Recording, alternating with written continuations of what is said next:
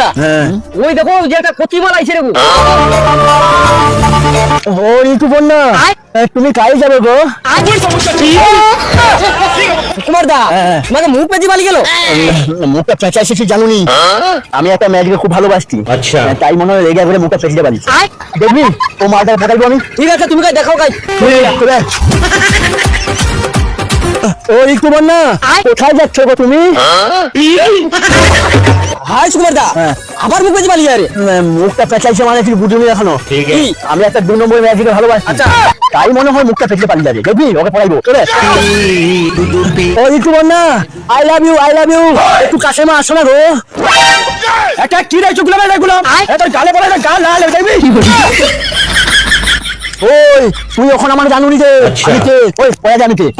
একে জানু 3 নম্বর মেয়ে পটানোর ছেলে। আর তুই কি করবি? আমাকে মারবি? মার মার মার দেখবি। ও বাবা গো আবার হইছে চলো আর মেয়ে আর ভাগ্যে নেই। একটু মনে মেরেছে বাবা।